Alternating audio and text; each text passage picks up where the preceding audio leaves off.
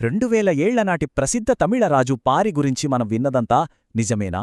ఈ విశ్లేషణలో ఆసక్తికరమైన విషయాలు తెలుసుకుందాం.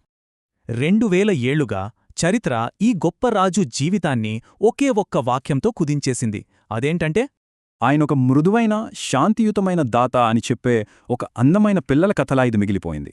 ఓ బలహీనమైన తీగకు ఆధారం ఇవ్వడానికే ఆయన ఏకంగా తన బంగారు రథాన్నే వదిలేశాడని చరిత్ర చెప్తోంది.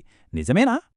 కానీ సు వెంకటేశన్ రాసిన వీరయుగ నాయకన్ వేల్పారి నవల ఈ అపోహలన్నింటినీ పూర్తిగా చెరిపేసి అస్సలు నిజం బయటపెట్టింది. పారి ఒక మామూలు రాజు కాదు. ఆయనో సాటిలేని సైనిక వ్యూహకర్త, అత్యంత శక్తివంతమైన నాయకుడు అని ఈ పుస్తకం కళ్లకు కడుతుంది. అంటే పారి కేవలం ఒక శాంతికాముకుడు కాదు, పరంబునాడును శాసించిన నిజమైన సార్వభౌమపాలకుడు. పరంబునాడు అంటే ఏదో సాధారణ రాజ్యమనుకునేరు. పశ్చిమ కనుమల్లో కట్టుదిట్టమైన భద్రత ఉన్న భారీ పర్వతకోట అది. దాని స్థాయి ఎంత పెద్దదంటే ఆ రాజ్యంలో అక్షరాల 300 సంపన్న గ్రామాలుండేవి. ఆశ్చర్యంగా ఉంది కదూ! ఒక చిన్న మల్లెతీగ కథ ఎక్కడా? 300 గ్రామాల భారీ సామ్రాజ్యం ఎక్కడా? ఎంత పెద్ద వ్యత్యాసముందో కదా!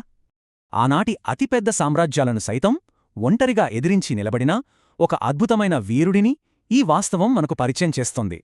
మరి ఇలాంటి చిన్న పిల్లల కథల వెనుక ఇంకెన్ని గొప్ప చారిత్రక నిజాలు దాగి ఉన్నాయో కదా! ఇది నిజంగా అద్భుతమే.